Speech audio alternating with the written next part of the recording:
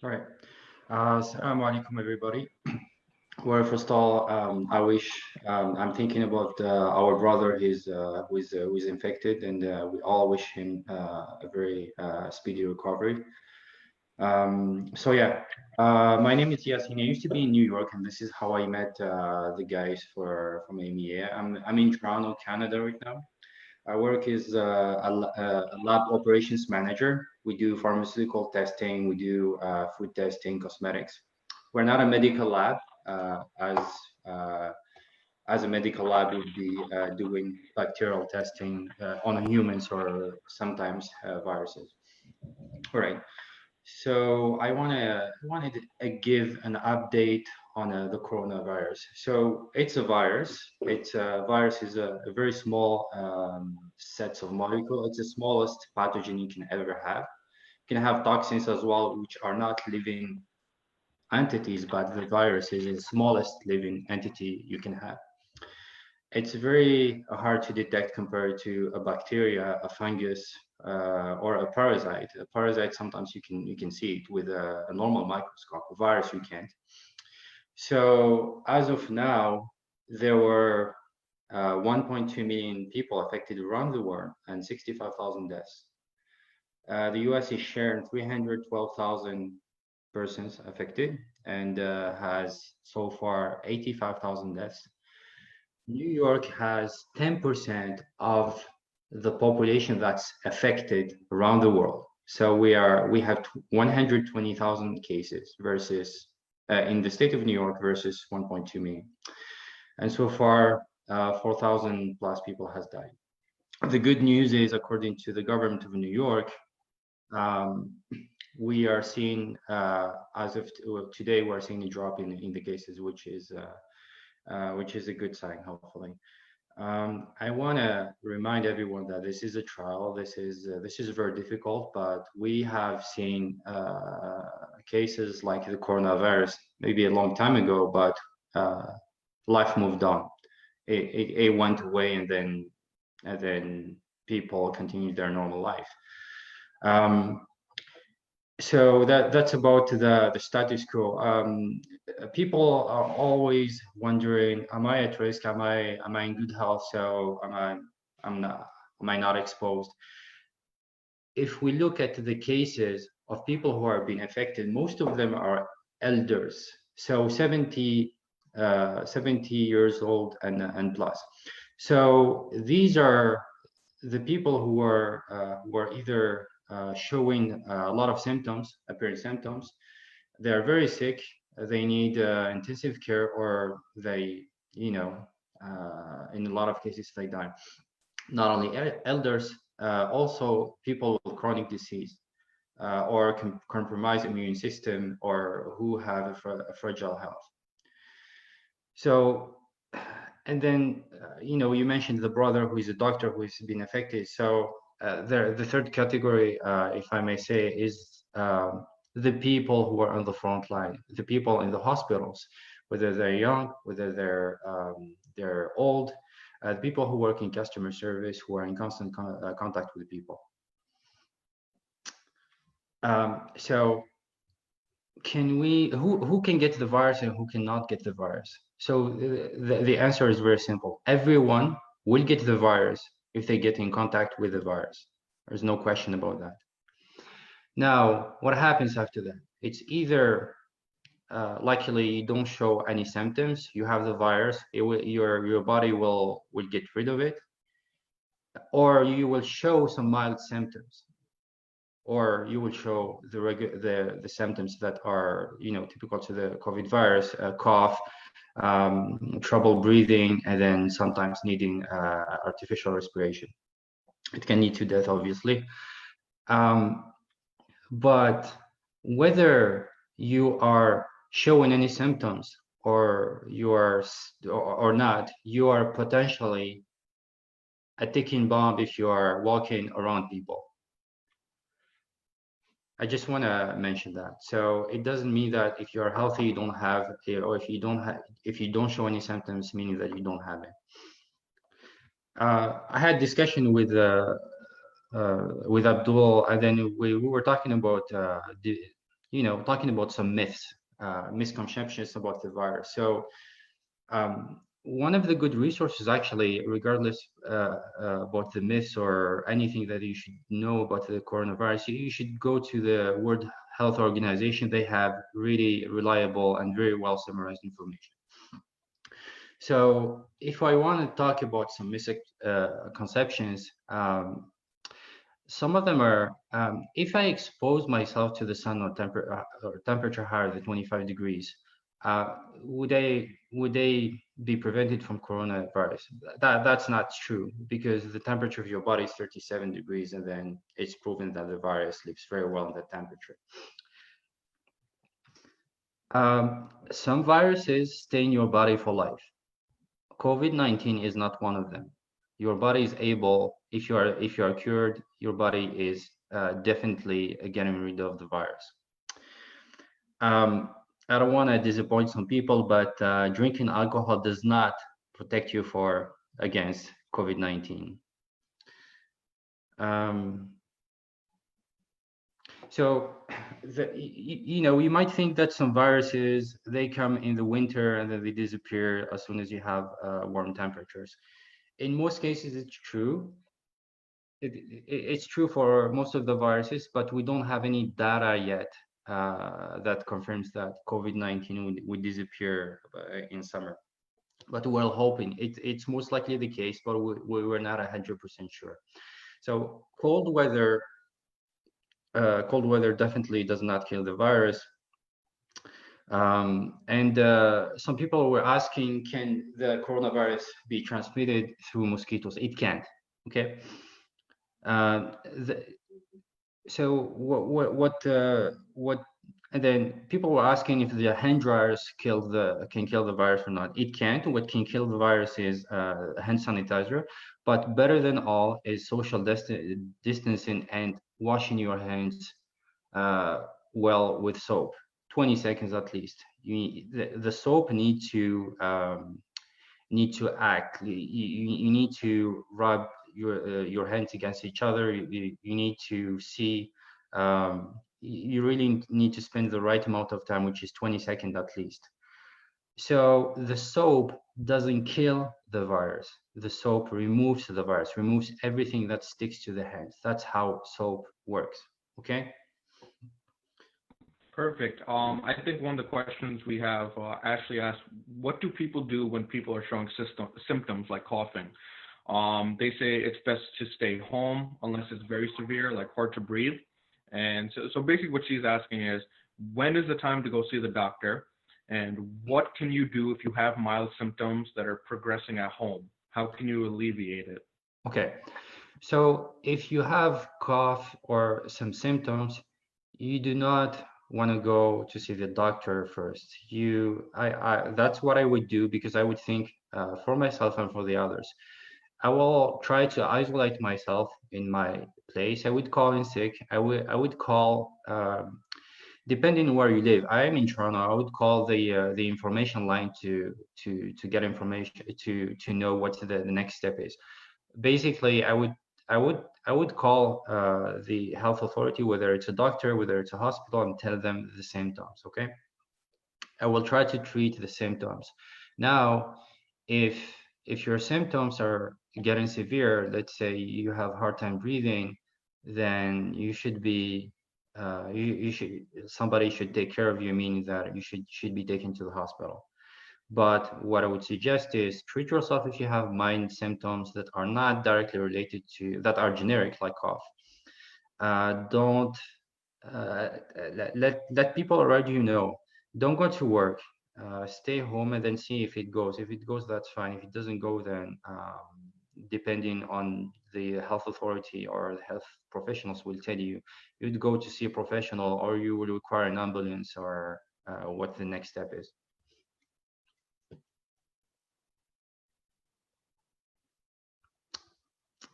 Abdul, that was my comment on that.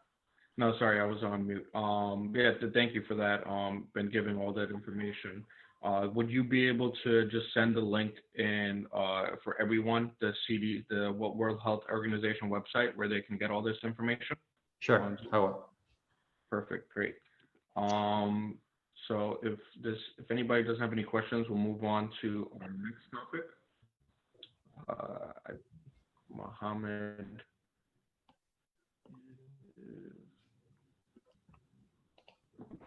Yeah, hi guys, Assalamu alaikum.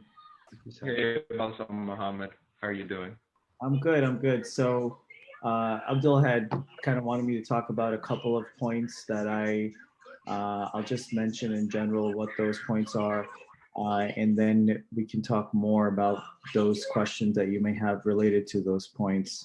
Obviously, the first thing that everybody's probably thinking about in terms of this, if they're an employer or an employee, or what are my workers' rights? What are the, what labor laws should I be aware of in regards to this, from an employer perspective or from an employee perspective? So I'll start first. Many people are workers. Maybe they work for themselves, and they get W-2s from their own company, or they perhaps work for another small business or work for a large company. So one of the things that's really important is that the laws on this have been evolving drastically in the last month or so, and I'll talk about that specifically. But for example, New York State had basically, on the state level, had passed a bunch of orders, executive orders Cuomo had passed that directed all non-essential businesses to implement a work from home policy. This was done in late March, and I think it went into effect on a Sunday evening. But the thing is that when you look at it and you're like, well, okay, that means I probably got to stay home and work from home. There's a lot of essential businesses in New York. I mean, the most obvious ones that everybody thinks about are like healthcare related operations, meaning you could be working in a lab, you could be working in a hospital, you could be working in some sort of medical facility or somewhere. So that's all essential. Those are the obvious ones. And then also essential is infrastructure, utilities, transportation, telecommunications. The trains are still running.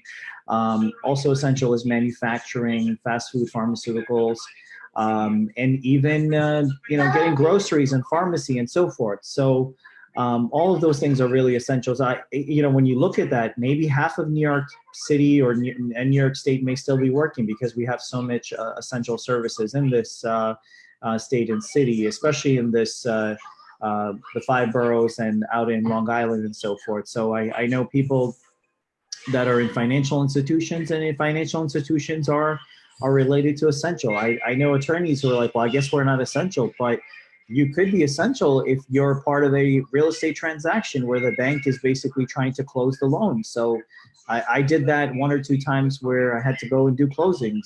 Everybody was very nervous, and they had a lot of protective gloves and masks because they were in a conference room with 5, 6 other people and so forth. So, you have to kind of see on your own level if you're an employee. If you're essential, your employer's probably got some guidelines to say that we are essential, or that if we're not essential, this is what we need to do in terms of implementing a work from home. There's some places that unfortunately, are not going to be essential. Like they shut down all the bars, right? They shut down all the bars, all the nightlife, all those places. Those are not essential. So, and you can't really work from home if you're serving people alcohol. So there's a lot of those people in the New York City gig economy that are going to be looking at other options. And I'll talk about those other options in a little bit in terms of unemployment or some other things that they can be doing. So now flipping to the other side of this, if you're an employer, we're an employer. We employ an attorney, 2 paralegals, and so forth. What New York, the state executive order basically has said is that you must implement a work from home policy and procedures to basically make sure that your staff can work from home. We've done that as much as we can. It's easier to do when you're an attorney because you're really sitting in front of the computer and you're basically writing and researching and or you're meeting clients through, whether it's Zoom, FaceTime, Skype, whatever you do and so forth. So that's what you need to be aware of in terms of the employer side. Now, one other thing you have to be aware of is that if you are an essential business and you're requiring your employees to come into your job site, or your location, then you have to kind of think about, okay, is this even, the smartest thing to be doing?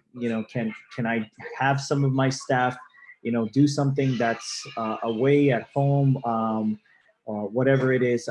Grocery stores, you got to have people there, but maybe somebody who's running something through the computer can be somewhere else, because you want to minimize the risk of employees saying that I don't feel comfortable. I'm in an unsafe environment, or I'm in an unsafe workspace and so forth. Because you have to understand, on the federal level, you still have to make sure that you're complying with all of these safety regulations and so forth. I think this is a big issue that the brother who's a doctor could talk about. Like, a lot of nurses, doctors are like, we don't have enough protective gear or material, and I think that's going to be something that could be very litigious in the future. But many of the places don't have that. And sorry for the noise. Going back to what you can do if you are basically, I'll talk about if you're an employee and what you can do if you basically have contracted the virus and so forth. So, now employers, because of the law that was recently enacted, are required to basically provide job protection. Private employers are required to give sick leave to workers. So if you've been diagnosed and you've been found to be sick, it doesn't matter. Now they've kind of opened it up so that you could be like, well, wait a second, I have 2 employees. Like, how am I supposed to give them this sick leave? You have to give them the sick. You have to give them the sick leave, and that's important. You can't just be like, well, you know what? I'm sorry you got the virus. I'm going to terminate you. Don't do that. If any of you are working in a small company, you have 2 or 3 people, and somebody says, hey, I've contracted this virus. Please don't do something like, well, you know what? If you can't come into work, I got to fire you right away. I hope our Muslim business owners aren't like that, but don't do it now because the law prohibits you from doing it. You have to basically give the paid sick days for up to the entire period of quarantine, which could be 14 days, right, brother? It's 14 days now that they're saying that's the days you must quarantine yourself. And then you have to have that job protection there as well. So that's important. And then the other thing is that if you are laid off, there's ways that you can basically apply to get unemployment. On the federal level, they expanded it so that the unemployment that you could get through your state would also give you additional funds as well. I think they said that whatever the state's cap is, they're going to be giving an additional amount of $600 or so. But from what I've heard from different people I've spoken to, the state's websites are so backed up with unemployment claims that you're lucky to get it through, and then you got to keep calling to try to get somebody from the state reps to basically follow through and process it. So it's really tough, and I feel for the people that are trying to get the unemployment insurance, and a lot of people are hurting. I think I've seen taxi drivers who were previously not eligible to get unemployment now be able to apply for unemployment. I've seen all of these other, the gig economy workers now trying to get unemployment because of the laws. So the flip side to that is if you're a business owner and you're struggling, or you've had kind of a turn down of business because of all of the COVID restrictions and so forth, where people are not coming, it is really important that you look into see what are your options available to you, because the Small Business Administration, all of you guys, that you're entrepreneurs, your Small Business Administration has actually implemented a couple of different policies and plans to try to help small business owners. So, the Small Business Association, the Small Business Administration is part of the federal government, and what they have done is that everybody heard in the news they passed this massive package, $2 trillion, and of that there was earmarked billions of dollars earmarked to help small businesses. So I'll speak about that.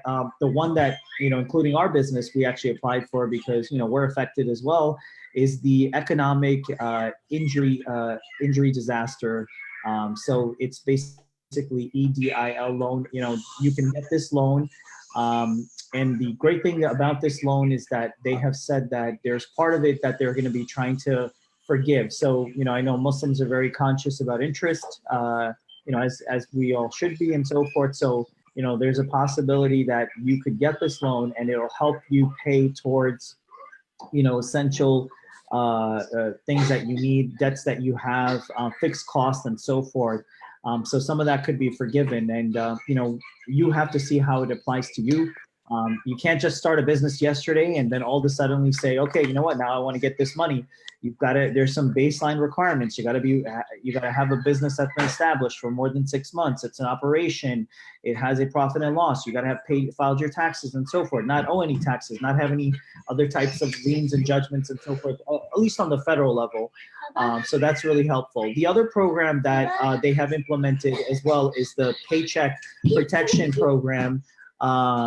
Paycheck Protection Program, which is, it's these PPP loans.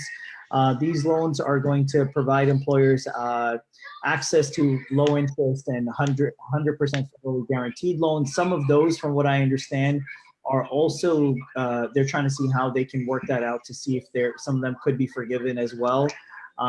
What they know as of right now, that program, the payroll Paycheck Protection Program, is going to be administered through your local business account bank.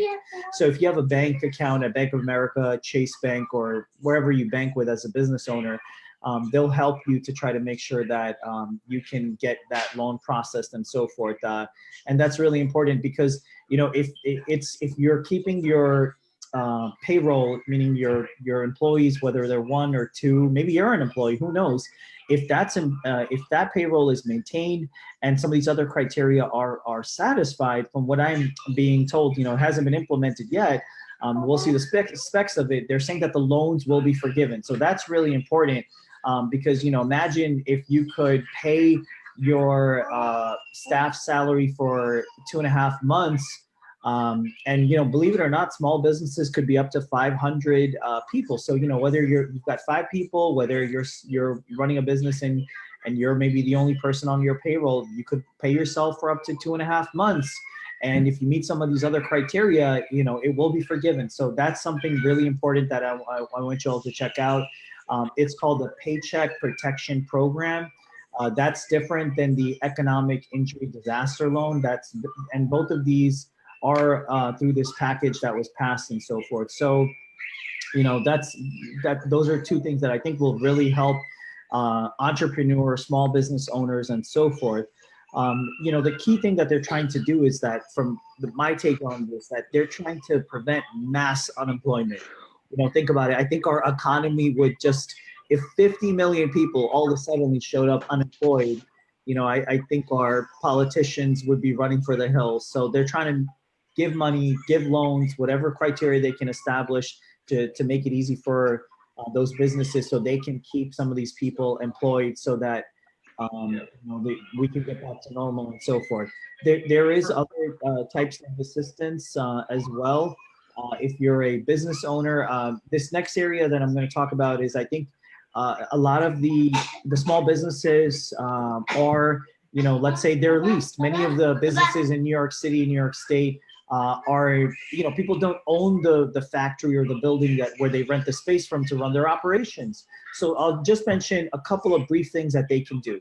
One of the things you can do is that you talk to your landlord and basically say, look, I can't give you the rent this month. Can we do something like a deferment? Can we do can we have this refund? Can we have the lease basically restructured so that the rent payments that are due now be deferred to perhaps somewhere later on down the line? So this is what we call a modification of the lease agreement. I'm sure your landlord's going to be reasonable and try to, I hope he or she will be reasonable and try to work with you on that end. The other thing you can do is that, lease agreements and the rent payments for small businesses are the biggest, fixed cost a month aside from payroll. So if the government's helping you to try to get loans and make those loans forgivable for payroll, the next thing as a business owner you want to really think about is, what is your fixed cost in terms of rent? So you restructure your lease agreement. Commercial leases are really tough, having worked with clients in negotiating those lease agreements and gone to court on them. Even in the most favorable district in Brooklyn, the judges are like, why are you hurting the small landlord? Why are you as a business not paying your rent? So that's something you want to think about. You could talk about deferment. You could talk about, restructuring your lease so that those payments from this period could be perhaps carried out towards the end of it. And another thing that people have started talking about is that maybe, commercial leases, sometimes they take up to 3 months of security deposit. Maybe you say, okay, the security will be reduced to like 1.5 of the months, and then you apply a month and a half, and maybe that helps you. And so maybe you want to talk to a lawyer, you talk to your landlord and see what you can do to restructure it, because the last thing you want is when this crisis is over and the courts open up, you've got basically a landlord tenant eviction case while you're trying to run your business. Your landlord trying to evict you for non-payment of rent. So those are some of the key things. Sorry for you all. In the interest of time, Yes. we want to just move on to the next topic. But thank you so much for providing the information. We have the chat open. There's people that are asking questions. If you want to provide your information and also answer some questions, Sure. great. But I think a lot of information, everybody would digest. Absolutely. Moving on to the next part, where we'll have Ahad talk about the CARES Act and over that. Yep, I'm here. Hi guys. Just trying to get my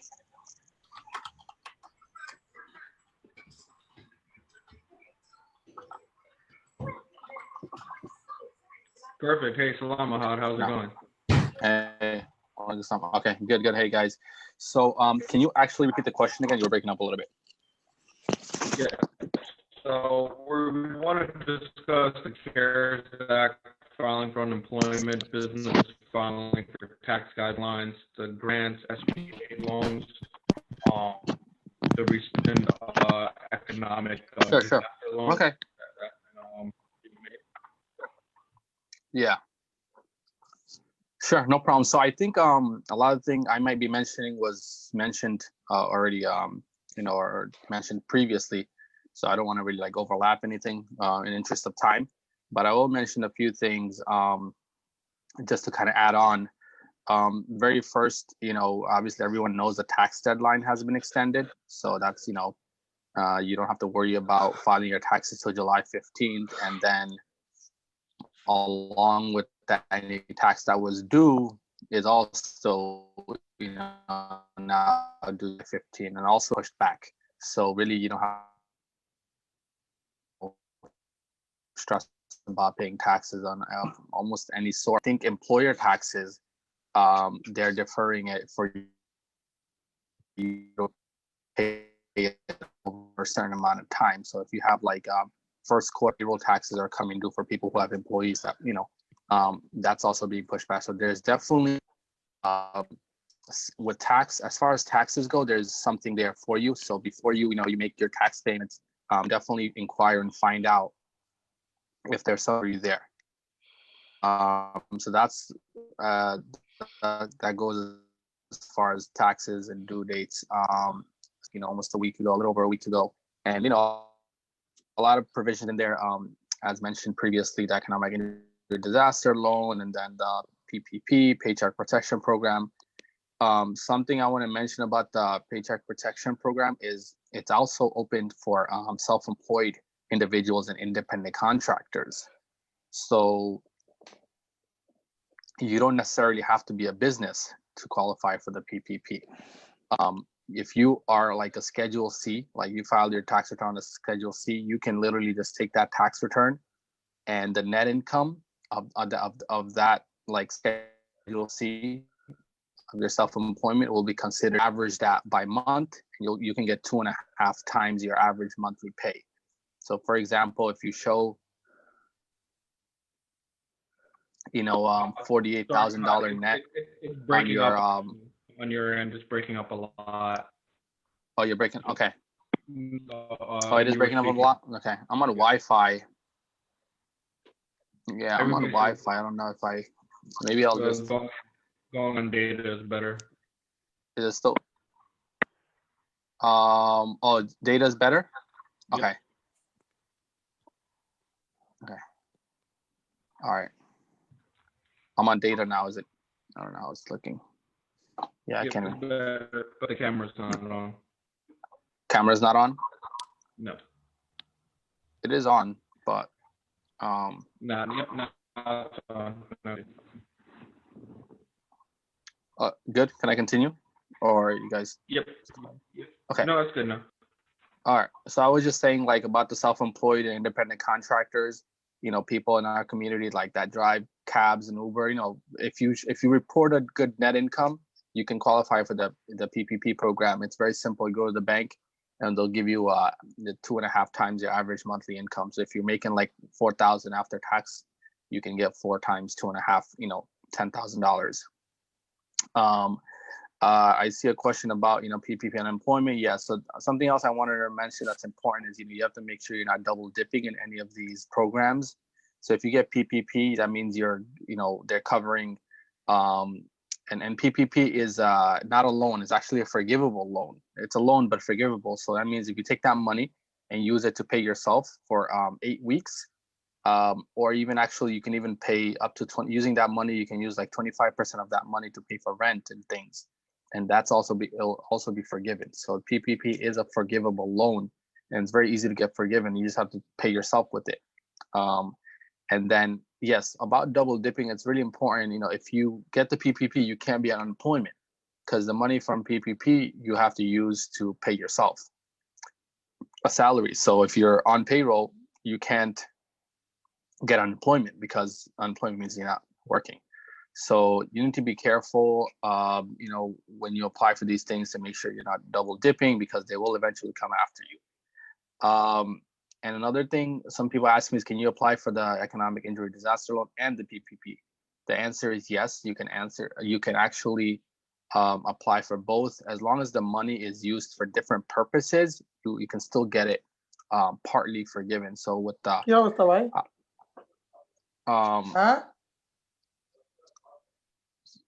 sorry, someone was talking. Okay.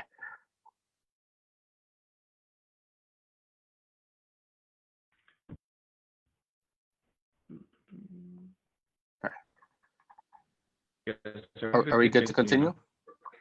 Yeah, you're good to continue those. Okay. Let me know when, give me a heads up, you know, when to kind of time's up or whatnot. I'll just start continue talking about. Another 5-10 minutes. Okay. Sure, no problem. So yeah, you can apply for the EIDL loan, which is economic injury disaster loan. With that, there's like a 10K grant that they're offering up to 10K. So if you apply for the disaster loan, you can get up to $10,000, that which you don't have to pay back. Now the $10,000 depends on like your company size and number of employees. You know, we've been applying for these for people since last week. The money still hasn't come, so we're waiting. Hopefully this week, some people should start getting that grant. And so you can get the grant from the EIDL, and then you can get the PPP. And as long as you use it for different things, both of it can be forgiven, the grant portion and the PPP. And then like unemployment, you probably can't do that once if you're getting the paycheck protection. Let me see, what is it? Can you start on unemployment while you get PPP? Yes, you can probably do that because unemployment is probably more quicker than PPP, even though they're saying the PPP should be quick as well. But you can do that, but PPP only pays for 8 weeks. After 8 weeks, you can go back on unemployment. So also, as far as advantages of PPP versus unemployment, you have to see how much you're getting.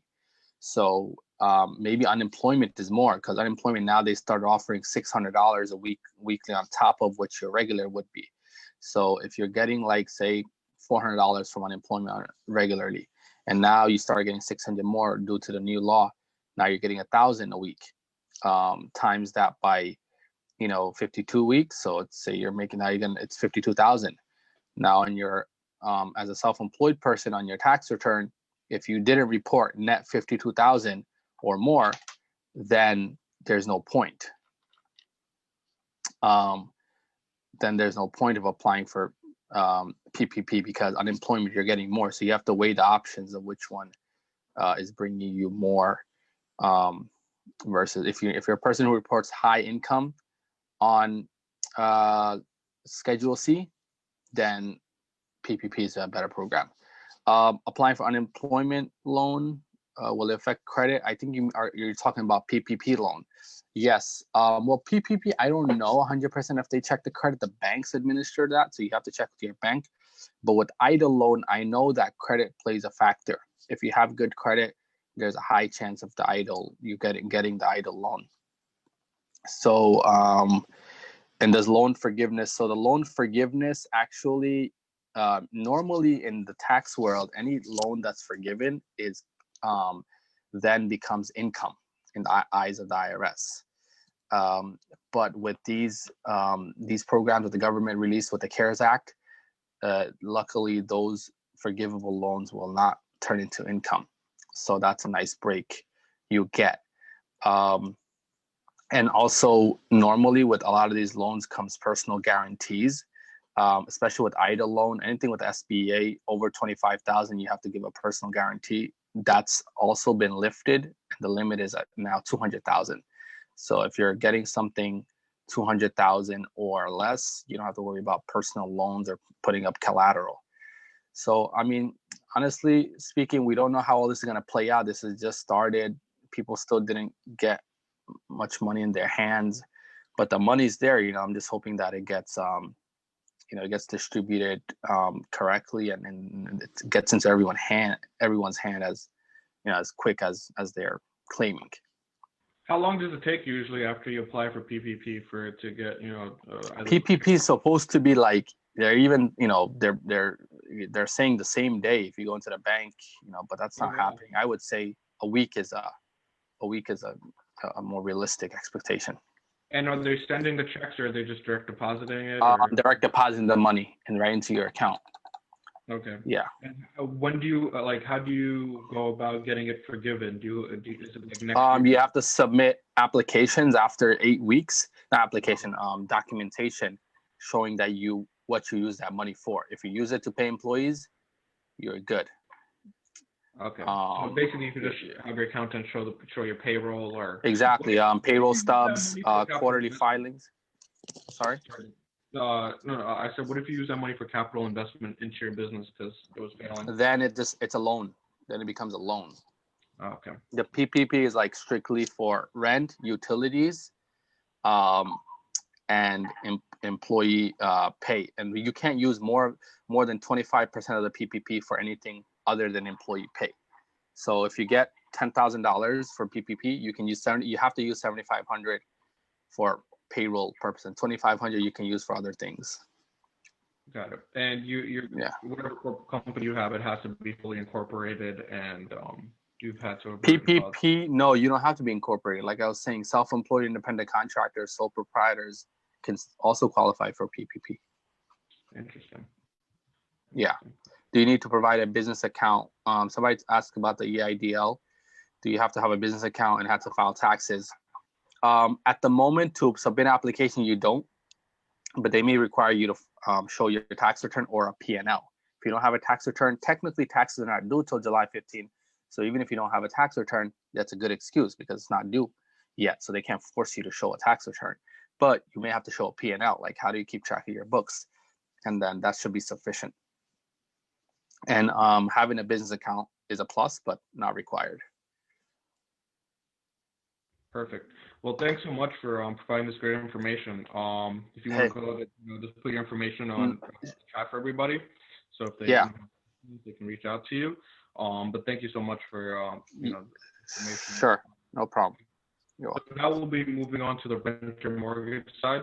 We'll be having that will be discussing everything related to mortgage, to renting, to the current laws. So.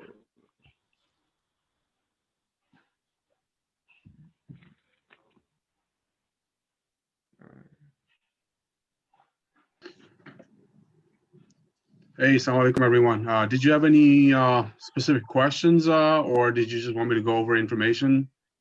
I think you can go over information. I'll let you know any questions that people ask in the chat.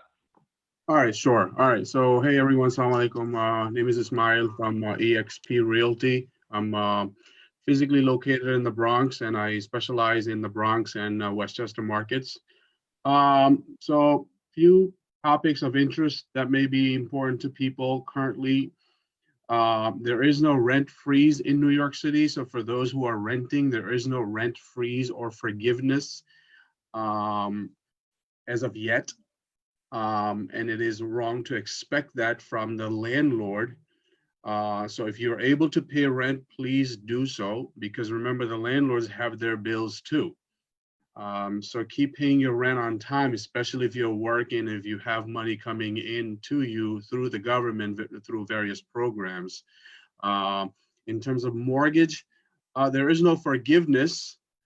There is a forbearance, which is a postponement. So if you have a mortgage, you may be able to postpone your mortgage payment. However, it is not automatic. You do need to contact your mortgage servicing company. That's the company that sends you your bill. It may be a little bit different than the company that you got your mortgage from. And that's just basically the company servicing it or handling the mailing and so forth. But it is not automatic. You do have to contact the company and get it approved, and obviously get it in writing as well. But having said that, if you're able to pay your mortgage, if it's not too much of a stretch, you are still working or you are getting government funding or something, I highly recommend that you keep paying your mortgage. Because what happens is, let's imagine you get it postponed for 3 months or 6 months. At the end of that period, you're going to have to pay all 3 months all together, plus that 4th month. So that's 4 months of mortgage you're gonna have to pay in one shot. So unless you're in a very hard, difficult situation, if you have the money, if you have the funds coming in either through your job or through government programs and funding, I highly recommend you keep paying your mortgage on time. If you're thinking about buying a house, I don't think much has changed, and I don't expect much to change in the coming months. The market may cool down a little bit.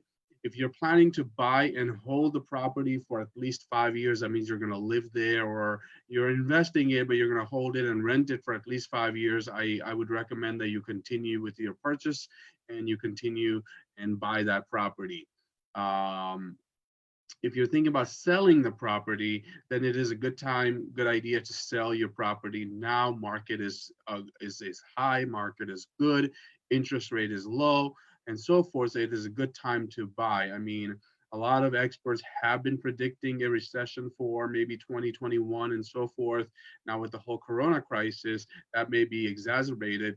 So if you're thinking about selling, this might be a good time to get in on the action before things may or may not get worse. But if you're thinking about buying, don't let that stop you, because in the long term, real estate always goes up. I had shared a video a few weeks back on my timeline about the real estate picture, and it was a 30-year picture. So it was, imagine this is 30 years.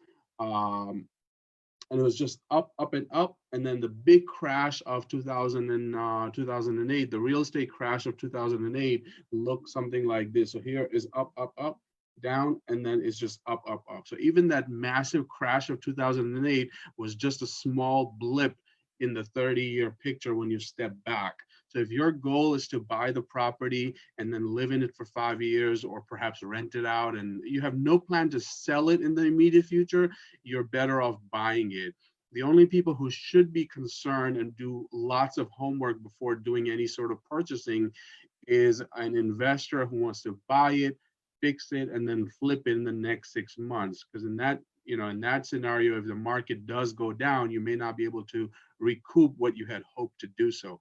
All right, I hope that covers a lot of the different aspects of real estate in terms of tenants, in terms of homeowners, in terms of buyers, and in terms of sellers. I'm happy to take questions if there are any. Perfect. We have somebody that asked, so currently, is there a rent moratorium, and what does that mean? I'm assuming they're asking if there's a rent freeze or moratorium or anything like that. There isn't any program like that for tenants, for renters. If you are having an absolute difficulty, then what you should do is speak with your landlord, have a conversation and say, hey, I'm having a lot of difficulty. I've lost my job, or I've done this, or I've gotten this, or whatever my situation is. Can we create a payment plan? So say after June, hey, Mr. and Mrs. Landlord, can I skip, April and May? And let's imagine the rent is $1,500. So that's $3,000. And I will make it up to you over the following 10 months with $300 each or something like that, right? So come up with a payment plan. Hopefully the landlord is understanding. Hopefully you have a good track record with your landlord and so forth, but there is no payment forgiveness in terms of your rent currently. And keep in mind, the landlords have their bills too, right? Landlords are not getting special money just because they're landlords and will be forgiving your rent for you. That hasn't happened yet. Whatever money that's coming from the government, that is coming to all of the other people out there, including people who have been laid off or jobs affected or unemployment or business owners and so forth. All right, any other questions? No, not that I see. But thank you so much for providing the information. If you want to go ahead and drop your info. Oh wait, no, sorry, we have one other question. If I'm a landlord and I have a tenant who has been problematic with rent that I'm looking to evict, what actions can they take? Or when do they have to wait until, since the courts are closed? All the evictions have been paused for 3 months. I don't know when the start date was. I'm assuming sometime in late March. But for 3 months, there are no evictions happening, whether it's residential or commercial. So you're just going to have to hang in tight. You're just going to have to put up with it for the next 3 months. And then after that, you may be able to start or continue with the eviction process. Perfect. I think that's all the questions we have. If you want to go ahead and just post your information, so if people have other questions, they can reach out to you. Sure. That'd be great. And thank you so much each. Before we move on to our 3 entrepreneur panel, we will be hearing from Zara, who will be talking about the current job market, giving some tips on those people obviously unemployed, but when the market does start getting better, how to build your resume and actually be able to see an interviewer and secure a job.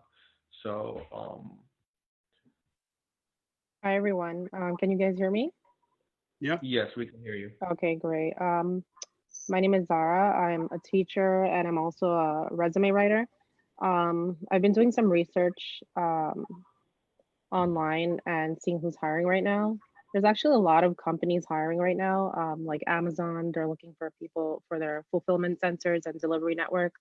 CVS, Walmart is hiring supposedly 150,000 workers. Pizza Hut, Lowe's, Dollar Tree, 7-Eleven. So I think if people just go and do the research, they can see that a lot of companies are hiring. And I'm actually going to share a list of job engines that people can go on, nonprofit, global ones, just to see what's out there. There's also a lot of remote work available. So I think at this time, while there isn't much to do, people should be doing a lot of reading, researching, honing maybe a skill that they have. Maybe they want to start a business. I know it seems like right now is not the right time, but maybe educating themselves on, like I said, skills, so that when the time is right, they can open up a business in the future and have everything they need ready for that. What else did I want to talk about? Yeah, since there's a lot of time right now, I think the things that people should be considering are 3 things. They should be honing their skills. Another one is networking. So this is the perfect time to network. I started doing the same thing myself. LinkedIn is great, obviously. Facebook is one, but I think LinkedIn is definitely where everyone should be going to network.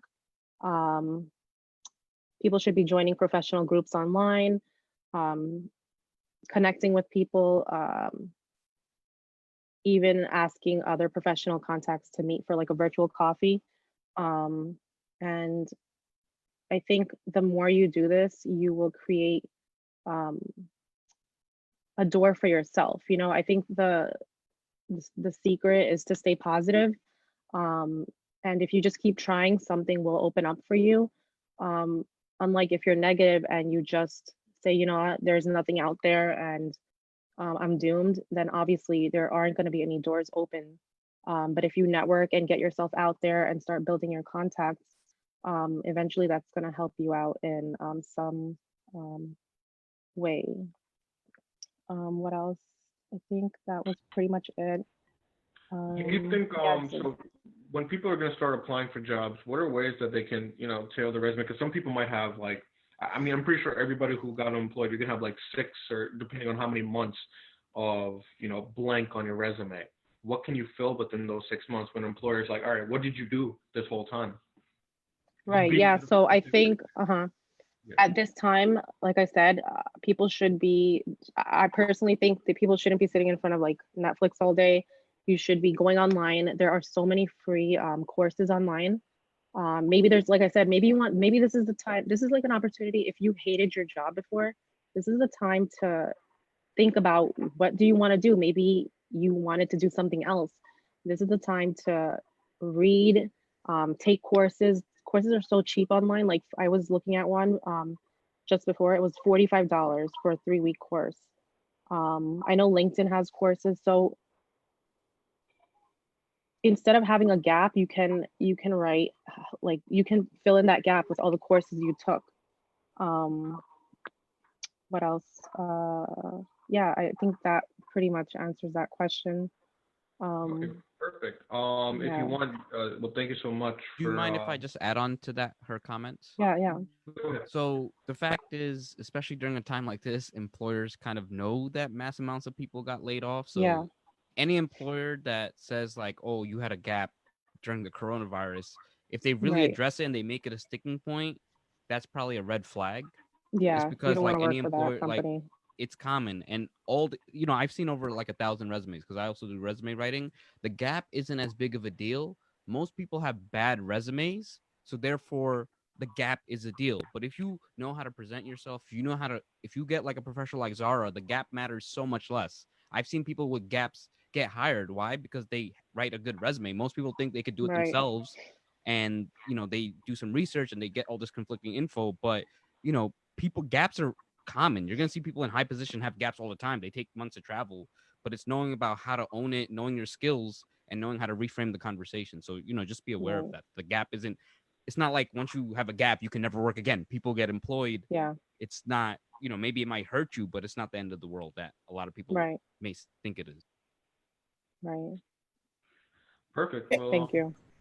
yeah, thanks, Zara, for providing the information. If Of you course. want to, speaking of LinkedIn, do you have a LinkedIn group? Yeah. So, Zara, if you want to go ahead and Yeah, put it in the chat. And yeah, thank you so much. And tonight, since you're on the main screen, we'll go ahead and start with you. So now we're starting, the entrepreneur side, the light at the end of the tunnel. Inshallah, we'll all get through this. Everybody will have to stay strong. What can you do in these months? As Zara mentioned, you can either start, honing different skills, or maybe this is a perfect time to actually launch a startup. So we're going to hear from 3 of our Muslim members who actually left their corporate jobs, really good jobs, and decided, hey, you know what? Now's the time to run, their full-time company. So we'll start with Junaid. Why don't you give a brief background about yourself, what you did before, and what you're doing now? So my name is Junaid Iqbal. I help people without college degrees find meaningful jobs that pay well. So I'm the founder of NoDegree.com and the host of the No Degree podcast, where I interview those without college degrees and have them share their stories. So I also, like Zara, I write resumes. I actually referred a resume to her because it was outside my area of expertise, and she did a great job at it. So what I came for. So I went to high school with Abdul. I went to Bronx Science. Then I went to Queens College. I majored in applied math economics. Then after that, I went to Columbia. I got my master in actuarial science. So I worked as an actuary for a couple of years. But I've always been an entrepreneur at heart. I think I used to flip sneakers in high school. I used to whatever. I think I like there are a lot of things I did. I flipped things on eBay. I tutored since I was in high school. So that's what got me, had because I didn't like asking my parents for money, and I don't think they would have given me if they asked, or they wouldn't have had enough. So I've always been doing things on the side, always been thinking of like how can I upskill. So I've always had that. So when I worked a corporate job, I just wasn't fulfilled, right? For me, it was like I was the one. I used to spend like an hour, depending on how busy I was. I used to, instead of browsing the computer for like an hour, 2 hours that most people do, I would go out and talk to people, right? And that allowed me. I'd learn a lot from them. I had a deep connection. And even to this day, I'm in a position where if I really want to look for a job, I have a friend at Bloomberg who's going to give me a referral. And it's a guy I met at my internship, right? So these are things that a lot of people don't do. They don't network, they don't follow up, right? They only, once in a while, they just find out the friend has 2 kids. Why? Because they never called them in 5 years, right? And that's the fact for most people, that they don't keep up with their network. And as an entrepreneur, your network is your net worth, right?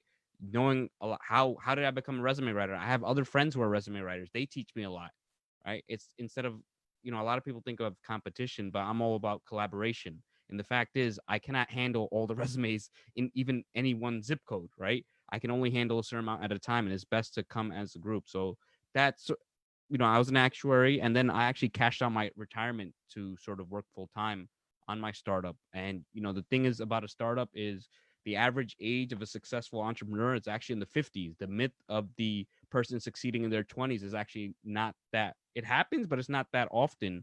A lot of times, and a lot of people who are in their 20s, they come from very privileged backgrounds, right? They don't have to worry. Especially a lot of us in the Muslim community, we're immigrants. We don't have that successful, right? I am my parents' retirement plan, right? If I fail, they fail. And a lot of things as an entrepreneur, you have to really be proactive. You have to see things before they happen. You either have to take advantage, you have to see opportunity as they happen, or you have to think about things in the future. Like, for example, a lot of times, so I've actually been preparing for coronavirus in December, right? Because I read a lot, I do a lot. And as an entrepreneur, you have to see a trend. While people were saying it's the flu and stuff, I was reading, I was getting prepared, and I was preparing my business saying, okay, I know this is going to happen because look, this happened in other countries. Nothing stops us. And you have to do that as an entrepreneur. When other people are telling you, hey, don't worry about this, don't worry about it, you have to have a plan B, you have to have a plan C, and you have to know where your risks are, right? There are people starting businesses and they're saying, okay, if everything goes perfect, I can do this. If things are not perfect, I can do this. But they don't think about the worst case scenarios. They don't think about what can you do.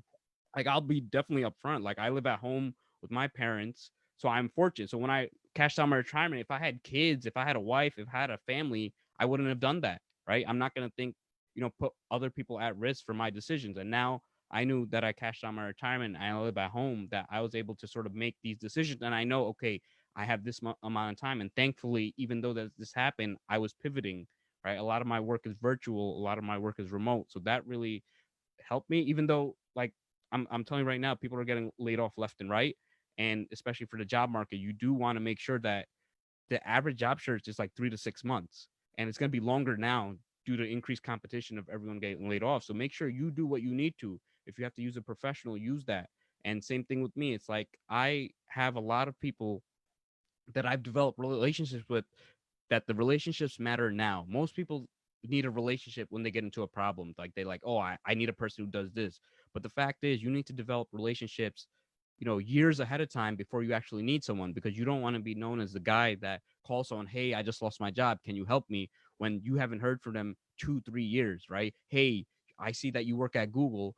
Well, like my friend who says he would give me a referral at Bloomberg, I was friends with him for 2-3 years before he ever got the job. So it's like, think about this. You really have to think about setting the relationship early, building that community, and being together. I mean, feel free to ask me any questions, because I know there aren't that many people, so I want it to really be community driven. And We'll be LinkedIn going is over the topics with each entrepreneur right now. It's just a background yeah. for everybody. So right now we'll be moving on to Selma, who will Okay. be just giving a brief background, talking about what she did and what she does now. All right. Thank you. Thank you. Thank you so much for having me, and I apologize for the mask. So I am having symptoms. I'm not feeling too great, so I don't want to be on camera without the mask. Just FYI, guys. So I am a startup founder. I founded my company called Paid Meals. It allows the general public to buy food for people in need. So the reason I feel like I'm getting the symptoms is because I did feed a whole bunch of homeless people about 2 weeks ago. So I was exposed to all those people. But as far as my background, I've always been in the IT field. I have, I quit my job twice. The first time, you live in New York, the expenses just doesn't get paid by itself. So when I started 4 years ago, I thought that I would take a couple months off to focus on it. And then when I did that, it lasted me 7 months, and then I had to go back to work. And then recently, when I let go of my job, July 2019, I said, I can't go back again, because if I don't take this chance, there's no way that I'm gonna, make it. So right now, this market, this economy right now, because of the virus and everything that's happening around us, this is the perfect time for my startup, because we are literally, giving people food. So if you guys don't know about that company, it's again Paid Meals. It's an iOS and Android. So it's literally allows you to, instead of giving money to people, you can buy the food and people can pick it up from the restaurants. Do you have any other questions for me, or just a brief background that you want? No, I think the brief background, and then we'll move on to the other topics that we sent. But thank you so much for even joining. And inshallah, hopefully everything will be feeling better soon. Thank you. We'll move on now to the introduction from Walla, who is the founder of Birthright Africa. Hi, everybody. Salam. Hey, Salam. It's so inspiring to hear the other panelists. I'm definitely going to look to collaborate with Paid Meals, because we're also starting to rethink in this environment. So I am the co-founder and CEO of Birthright Africa, which launched or incorporated in 2015, launched in 2017. However, the idea came to me in 2004. So I'm one of those people who never thought of myself as an entrepreneur. Grew up with a father who had worked in government-related positions all my life, and then a mother who was a teacher. So it was about, you go to college, you get a good job, you make good money, you stay at that job for 20, 30 years, retire with pension. For me, it was more like, okay, I'm in America, I want to study business, finance, got a finance degree at Pace, and had internships in the field. Luckily, a summer analyst position in my summer of junior year at Goldman Sachs in their finance division, got the full-time offer to join after senior year. And I thought, okay, well, I'm at the most sort of coveted company in Wall Street. This is where I'm going to be, right? Nope. A couple of years later, the idea comes to me, and I'm also starting to realize I'm not as passionate about finance as I thought. This is really just a tool of understanding money, and education is my passion. And this Birthright Africa idea is something I can see myself launching and starting. And I was starting to have friends around me that were being entrepreneurial. So that's sort of a quick, dirty intro into it. Took me arguably about 10 years or so to really launch. But throughout that time, I was working. I went to get my MBA. I knew getting an MBA would help me understand how to bring an organization about. And because I didn't have a background in education, I made sure to transition into that field and really get an understanding and hone in my skills and knowledge. What we do as Birthright, if you haven't heard about our mission, it's a nonprofit that is committed to providing an educational trip to Africa for every youth and young adult of African descent for free as their birthright. You may have heard of Birthright Israel. This is our version of it. We've been doing that. We partnered first with the CUNY system in 2017, and in 2019 had our first multiple cohorts. And 2018 was the year I finally knew this was going to be my last job before jumping into entrepreneurship full time. So I've only been in it full time for about a little over a year. Between 2000 and let's say 4, well, I quit Goldman at 2006 because I knew I was going to transition into MBA in the education field. So and I graduated with my MBA in 2010. So between 2010 and 2015, I did part-time jobs, full-time jobs, consulting jobs, because I did have an MBA at that point, in various areas related to education. And I've also, similar to many of you who just spoke, I've also done a lot of career coaching and resume writing, and that's an area that I'm also picking up on the side, in addition to founding Birthright. So I'll end there. Perfect, thank you. Yeah, thank you so much for that introduction. So I guess we'll move on to specific questions for each individual entrepreneur that spoke. So Junaid, since we started with you, we'll do the next question for you. Tips for entrepreneurs that you have, just any general tips throughout your journey. And if you could go back, what would you do differently? I mean, if you would do anything differently. Well, I would have bought Bitcoin earlier, right? That's the first thing. But I think, fortunately, I've always been reading a lot, and that's one thing that's always helped me, because especially in networking events, being knowledgeable about a lot of topics, or being able to give someone the right piece of information at the right time, people remember that. So I think I wouldn't really change anything, only because the things I've done, they sort of built me to who I am today. And it's not like I could have really have done it so much faster, right? Maybe I would have picked up some more website development stuff like that. But other than that, as an entrepreneur, it's like, a lot of people think, hey, it's like the 18-year-old kid, but a lot of people, it's like a long journey, right? I mean, it's 2020. I bought the domain nodegree.com in April of 2014. And I spent a lot of time reading. And I think, even let's say I were to be able to go on it full time earlier, I wouldn't have had the knowledge or the resources or the network, right? It's not easy to build a network. People don't think that it takes years to sort of build a network. And I think that's really a lot of things a lot of entrepreneurs really forget about. They just think, hey, I have to work 70 hours a week. And they completely ignore all their relationships, all their friends. And then when they need something, they come out the woodworks. And I think it's so damaging that, especially now, it's like, I have a guy that's getting me masks. It's like, why? Because I kept in touch with him every year, right? If I just called him right now, he only reached out to me because he's like, look, you kept in touch with me, and now it's something that people need, right? So you really have to keep in touch. That's something a lot of people ignore, and they don't really focus on. A lot of people focus on taking from relationships, but you really you got to focus on giving. It's something that a lot of people just ignore. You want to give to your network, and you want to uplift the people. There's always a saying, hey, you're the average of the 5 people around you, right? People say that.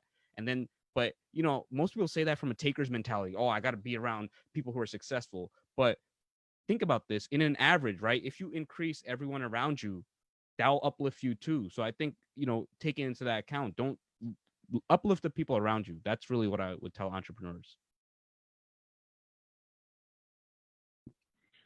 Sorry about that. Perfect. And I guess, what can or should aspiring entrepreneurs do now during the pandemic? I think now's a time better than ever to really learn and look back, look at the reasons. Hey, why did it happen?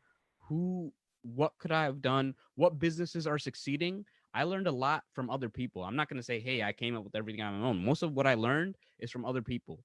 And read history, look at who's getting through this and how. And the other thing I would say is financial literacy is a very big thing. Right? You need money to sort of start a business. You need money to hire. You need money for services. And I would say that it's, especially in my entrepreneurial, one mistake that I've really made is that, you're always all over the place. There's something called shiny toy syndrome, where it's like, oh, let's do this. I could get into this. I could get into this. I could get into this. But it's better to just focus on a fewer amount of things and do them really well, and outsource anything. You want to make fewer decisions, but spend your time amongst a few areas of expertise. Outsource everything else, because as an entrepreneur, we have the mentality, hey, I could do it myself. Why would I pay someone else to do that? But time that you're spent doing a task that's not what you like or what you're the best at is time wasted. It's time taken away from something that you could, your highest value task. So that's kind of what I would tell people. Specialize, figure out which areas you want to go about, and learn. Never stop learning. As an entrepreneur, you're always learning, whether you're 25, 35, 65, 75, you're always learning. Thank you so much for that. And yeah, no, I agree. Learning is always going to be a process, and you're always going to learn different things. So Selma, I guess we'll move on and ask you the same questions. You know, Sorry, sorry, sure. if you tips for entrepreneurs. What would you have done differently, and what do you think aspiring entrepreneurs should do now? So first of all, I just want to say entrepreneurship, it's not luxurious to start off with, because people assume if you think it's luxury right off the bat, that's like you are very, very misinformed, you know? Um, and then entrepreneurship, like I wouldn't suggest someone go because they think they can make a lot of money, because it won't last, you know? So, and as far as networking goes, I agree with Junaid. I'm sorry if I'm butchering your name. Um, I was fortunate enough to, since I was young, travel. I traveled before I, have my startup. I traveled over 14 to 15 different states in the domestically. So I have a lot of network since I was young, from let's say in the entertainment industry to the sports industry, the business world. So I'm just literally utilizing my my network right now just to get my exposure, and I'm getting and I would just say, if you want to do this, you have to keep in mind this is not going to be something that you start because you want money. It has to be something that you love, and it won't happen overnight. Perfect. Perfect. Sounds great. So I guess we'll move on to Walla for the same questions. Tips for entrepreneurs. What would you have done differently, and what do you think entrepreneurs should be doing right now during this pandemic? Sure. So I really like Janae's comment about this being a journey, because that was definitely my case. Discovering an idea in 2004, knowing I wasn't going to launch it for at least 10 years, meant that I had this time to really think through the vision and the mission. I also registered the website in 2007. The incorporation didn't happen until 2015. And that's another tip I would give people. The minute you think about your idea, register the website, because if you can't get the website name attached to what you are doing, you lose the brand opportunity. And that means you have to think of another name. So that allowed me to really then step into, right, getting myself a master's degree to understand how to launch an organization, get into the field to understand the impact I was looking to make on the field, and to network. I would say I networked well by just being a part of the education system. And then this is always the struggle. Like, you have time to, there's only limited time. So you want to make sure that you're obviously performing well in your job while you're maintaining your entrepreneurial pursuit. But I definitely can look back and say, I did not leverage enough time to network with thought leaders in my space, that I could have accessed and asked their opinions or their feedback on this great idea and how they would tap into it. I kind of also wanted to really understand what I was trying to do before I asked people. And I tend to have that sort of ego about it. And I probably would have come to the model that we are in now sooner, potentially. The other thing, just asking for help and for volunteers. I did a little bit of that, but I'm also one of those people that's at fault of you kind of just feeling like I have to do everything myself. No one's going to do it as good as I am.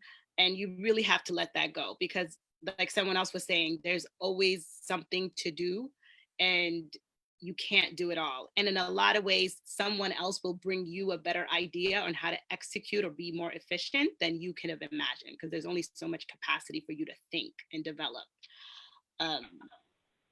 So yeah, did I answer both questions? I feel like I answered one, but let me know. That definitely answered both. Thank you so much for that. So I think the final questions for our entrepreneurs would be, I will start with Junaid. Where do you see this future of entrepreneurs? The current trends. With this whole coronavirus thing. What do you think the future is going to be?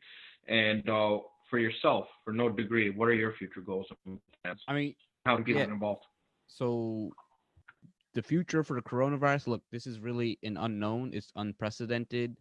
There's some people saying, hey, I actually told a client of mine today, he was like, look, I'll get back to you next month when we can meet in person. I said, I don't think this thing's going to be done in a month. So as an entrepreneur, you have to really think about, a lot of times entrepreneurs don't think about, hey, can your business run without you?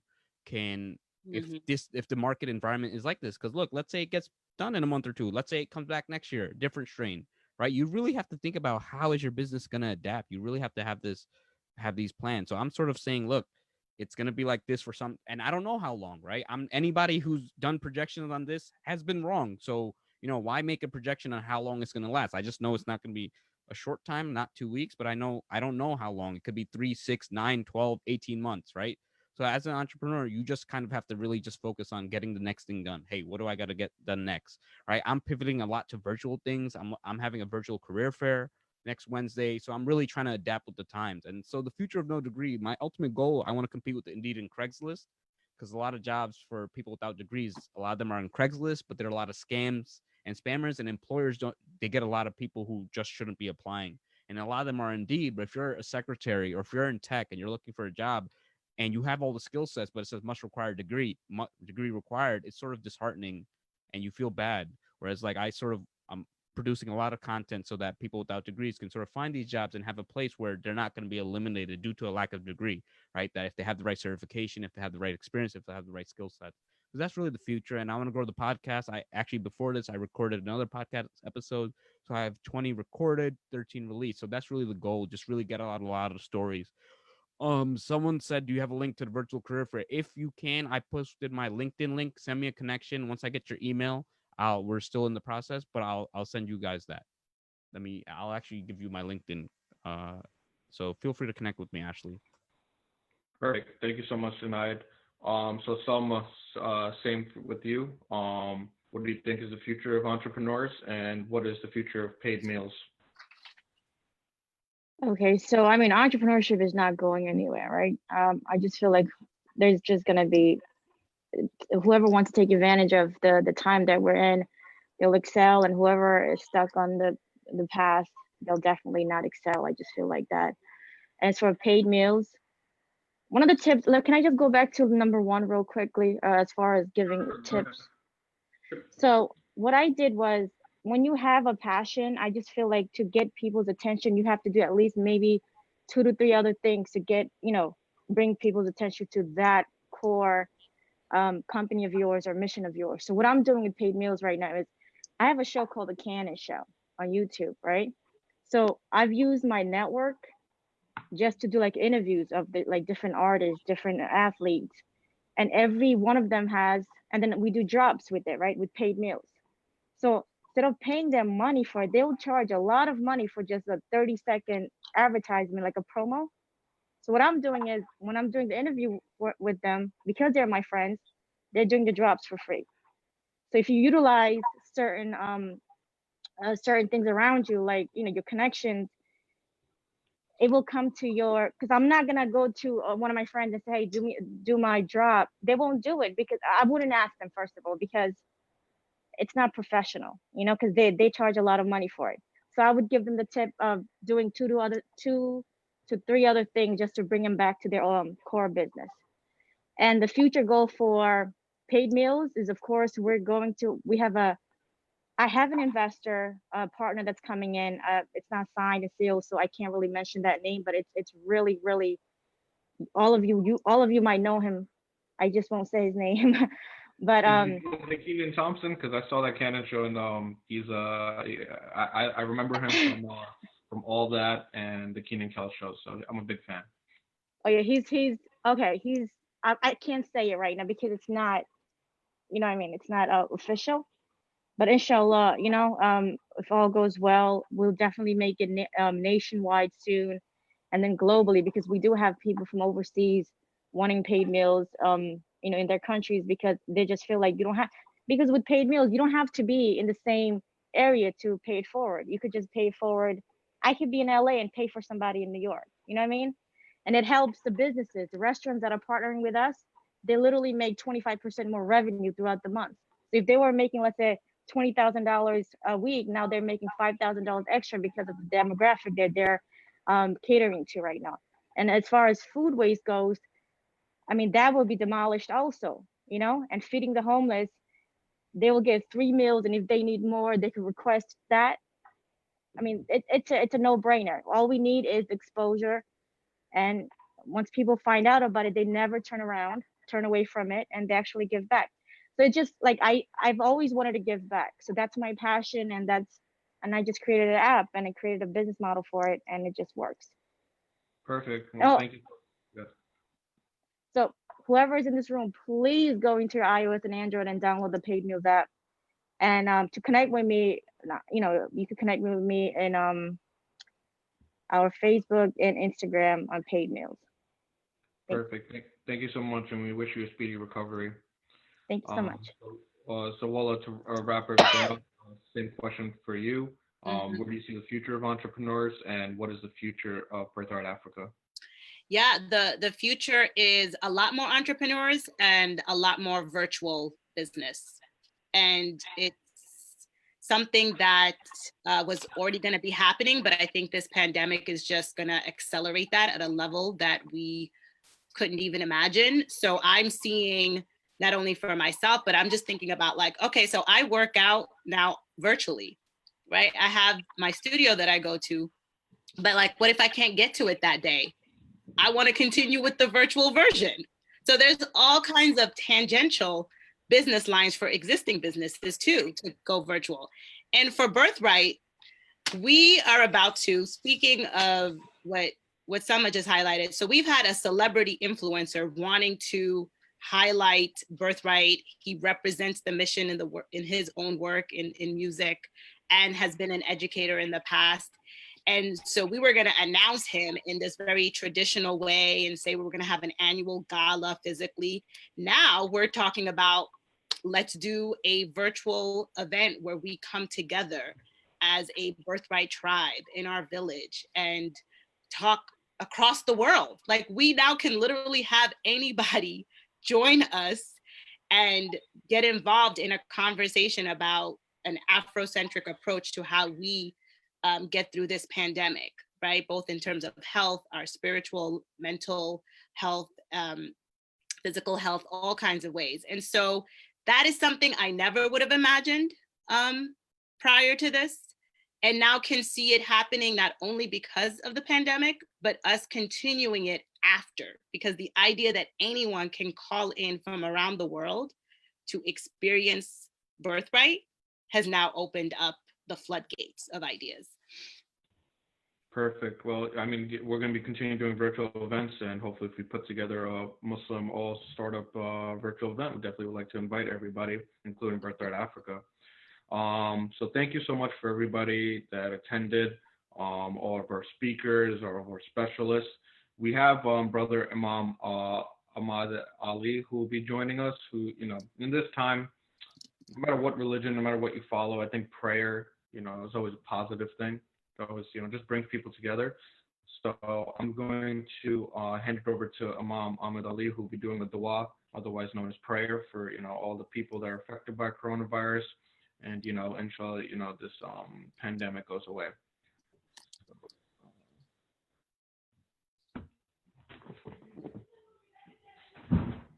Assalamu alaikum wa rahmatullah, brothers and sisters. Okay. Brother. Can you put on your video? My video is on, brother. Okay, I think. Okay, yeah, we got it. Perfect. Thank you, brother. Yes. Okay, so I just want to add some comments in it that, a lot of us are sitting in home and, trying to be safe. But sadly, the first responders, they are dealing with a real trouble, a real lifetime trouble. I guess we have never seen anything like this. Right now, I am sitting in a parking lot of a cemetery, and I buried today over 7 people, and I'm exhausted. It's really difficult and painful time. And daytime we are going in cemeteries and burying our brothers and sisters. And nighttime, we are going into hospitals and searching the bodies that, who we have to pick up and take it for the next day. So it's a really serious time, my brothers and sisters. And so I pray to Allah subhanahu wa ta'ala, I pray to Almighty God, that Almighty God protect you all, protect your families. May Almighty God bless health to all of those who are sick. May Almighty God bless paradise to all of those who passed away from this disease. And may Allah subhanahu wa ta'ala, may Almighty God protect all the first responders, their families, and may Allah subhanahu wa ta'ala give us the care, the care from this disease of coronavirus and all the diseases in the world. Ameen ya Rabbal Alameen. May Allah subhanahu wa ta'ala give you all strength to do good, and may Allah subhanahu wa ta'ala bless your families to be safe, and may Allah subhanahu wa ta'ala bless you all with success of this world and the life after. Ameen ya Rabbal Alameen. Jazakumullah khair. Thank you, brothers and sisters. If you guys have any question, you guys can reach me out later. I am all around. I am active 24/7 for any questions. And, if you need any prayers, definitely you guys are in my prayers. You guys are doing good stuff. So welcome all to reach me out for anything. Thank you so much, brother. And it's very heart wrenching, seeing that of everything that's been going on. Us at MEA, we're going to try our best to help our first responders like yourself. Stay strong during this time. I want to just thank everybody for joining this. Take this seriously. Social distancing. Washing your hands. Every other points that were mentioned. And MEA, we're going to try to do our part.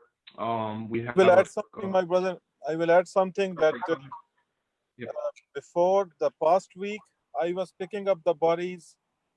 They were about between the age of 55 to like 95. And now it's turning towards the other way. Like yesterday, we pick up the body of a brother who was 42 years old, and so on. We are getting news for those who are like, even I read somewhere that a 29-year-old sister, she passed away from this disease. So we have to take it very seriously. Make sure that when you come out from home, you use the mask. Okay, I have my mask here. I make sure that my car is clean. I have hand sanitizer. I have, gloves on. And so please take this, time seriously. It's because this disease is not discriminating between any race, color, or religion. So this is my only advice to all of you. Please be safe, stay home, and be healthy. Okay, And brother? yet, to add on to that, I'm gonna say before this event, I was on Facebook, and someone I actually used to play in the park with, maybe 2-3 years older than me, passed away. His brother posted, "Hey, my brother passed away to COVID-19. I saw him like a month or two ago. I don't know if he had any pre-existing condition, but just a regular guy that I used to lives 2 blocks away. So yeah, don't think that, hey, I'm young, it can't happen. Maybe it's less likely, right? But I spoke to brother all of the families. I buried about over 30 people in past week. Yeah. Okay, so 30 people means I spoke with about 28, 25 families. I asked them what happened, and they said we were not doing anything which is gonna put us in this trouble. They said we all were following the command of the city officials. We all were staying home. Most of them, they had no health conditions, but they got it. So that's serious. And I am saying it because I am in the field. You can see, if you uh, get to know, like I'm sitting in a funeral van right now. Okay, but just try to stay in touch with Almighty God. Make sure that you do good stuff for others. If somebody is in need, you can reach me out. And if somebody need any funeral support, you guys can still reach me out, and we can find out how we can help them. We all have social networking, and we all can put GoFundMe and everything, and definitely we have to do everything non-profit. No one should be making profit at this time. So we have to make sure that we help anyone who is in need without, checking out that if they are from our community, our religion. We all are humans. We all are brothers and sisters. So we have to stay in touch with each other. We have to help each other, and we have to be praying for each other. This is the responsibility Almighty God given to us. And so I hope we will, beat this coronavirus. We will beat all the diseases in the world. Thank you, my brothers and sisters. I Thank you have to so run much. back. Thank you. So yes, just wanted to touch base on that. Thank you for everybody who attended. Thank you for everybody who's on the front line. MEA is going to be doing its part. We have our members at MEA Queens College chapter, also the international MEA chapter as well. We're going to be putting together a Google link and and sending it out for those people interested in donating. We're building up pipelines, everything from food donations, which we'll be teaming up with paid meals, from getting PPP equipment to trying to get ventilators, and anything that we can do to help. We'll be putting together within this next week, so stay tuned for that. Want to thank everybody again for joining. I hope you and your family stay safe and healthy during this time. And the power of unity, we'll get through this together. So Hey, thank you. Abdul, can I add something? So, Yes, sir. so Go ahead. I have the virtual networking platform. If you guys want to come by after, I'm gonna drop the link here. So if you can get on Zoom, you can get on it. It's not as good on mobile, but if you guys want to check it out, I know Walali, you could check out how you could do it, your events and stuff. And yeah, so just so people can get to know each other more on in a smaller setting. So I'll drop the link right here. Just click Chrome. Use the Chrome browser. It works best in the Chrome browser. Perfect. Thanks so much, tonight for providing that. All right. Yes, and always just stay outside less and just be cognizant of everything that's going on. So together we can get over this. Thank you, everybody. If you have any questions, you can reach out to myself, anybody else who's on this chat, the MEA group, the MEA Facebook page, and inshallah, our future events will be in a much brighter, positive tune after this pandemic goes away. So thank you, everybody. Take care. Thank you so much. Thank you. Yeah, so hopefully I can see some of you after event. I'm currently in that space.